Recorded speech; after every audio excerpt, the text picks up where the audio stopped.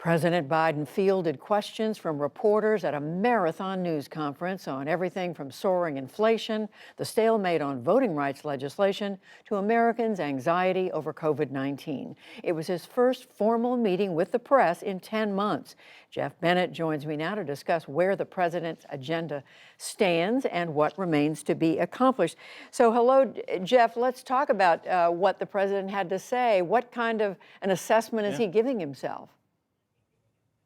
Well, the president, Judy, in talking about the past year, said that it has been one of challenges, but as he put it, one of enormous progress. The president citing the pace of COVID vaccinations, rising wages, also an uptick in job growth. But he said in assessing his setbacks, the administration's setbacks of his first year in office, that he failed to fully grasp the level of Republican pushback that he would encounter. Take a look at this. I did not anticipate that there'd be such a stalwart effort to make sure that the most important thing was that President Biden didn't get anything done. Think about this. What are Republicans for? What are they for? Name me one thing they're for. And so the problem here is that I think what I have to do in the change in tactic, if you will, I have to make clear to the American people what we are for. We've passed a lot. We passed a lot of things that people don't even understand what's all that's in it, understandably. And later in the press conference, the president was asked, why did he fail to get a better sense of Republican pushback, given that he was President Obama's VP for 8 years, and President Biden said that the level of Republican obstructionism, as he put it, had changed dramatically. Looking ahead to year two of his time in office and beyond, the president said he intends to get more into the country, talking directly to the American people about how his policies and his agenda items can benefit everyday Americans, Judy. And Jeff, we saw the president was also asked about the fate of voting rights legislation, which is being debated in the Senate this evening. What did he say about seeing any path forward there? Well, he seemed to suggest that Democrats might be able to carve a path forward by breaking out elements of the John Lewis Voting Rights Act and the Freedom to Vote Act into individual standalone bills. For instance, making Election Day a national holiday, just having senators vote on that specific thing. Same thing with same-day voter registration, and seeing if they have any success by breaking parts of those bills out and passing them separately. That remains to be seen. But the president was also asked that, in the absence of significant voting rights legislation, can the American people feel that elections in this country will continue to be free and fair? Here's his response. It all depends on whether or not we're able to make the case to the American people that some of this is being set up to try to alter the outcome of the election. And the president also nodded to what is, at this point, a very, very early effort among a bipartisan group of lawmakers to rewrite the Electoral Reform Act. The president suggested that they might have some success there as well, Judy.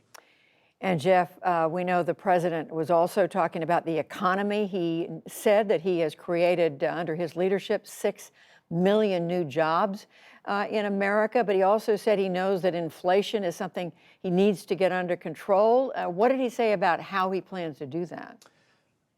Yeah, and he acknowledged the pain that so many Americans are feeling, given that inflation has risen some 7% since just last month. And so he talked about the tools in his toolbox that he has available to him to address this issue.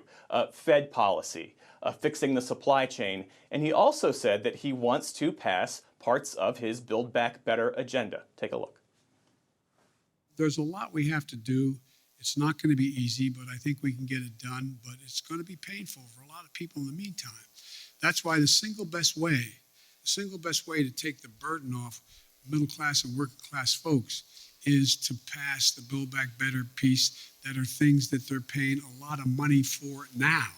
If you get to trade off higher gases, you're putting up with higher price of hamburgers and gas versus whether or not you're going to be able to pay for education and or child care and the like. I think most people would make the trade. Their bottom line would be better in middle class households. But it's going to be hard, and it's going to take a lot of work. And the president also made some news today in that press conference. He suggested that a path forward for the Build Back Better agenda is to also break that down into specific standalone bills and trying to pass those as standalone elements. Universal pre-K, free community college, all of those agenda items that, as he sees it, would expand the social safety net, Judy. Well, Jeff, this was, as we said, a marathon press conference. It went on almost 2 hours. I think we're going to be dissecting what he had to say well into tomorrow. I think that's the case, and we'll certainly see. The thing that I'm particularly interested in seeing is the way that the president and this White House generally changes their messaging strategy, how they intend to really brag about all the things that they see that they've accomplished in this past year. The president really tried to reframe the work that he and so many of the White House officials and cabinet officials have done, not just on COVID, but on the economy, and really changing the economy generally, as they so often say, this White House, to make the economy work for working people. Judy. All right, Jeff Bennett reporting on this news conference today. Thanks very much. Sure.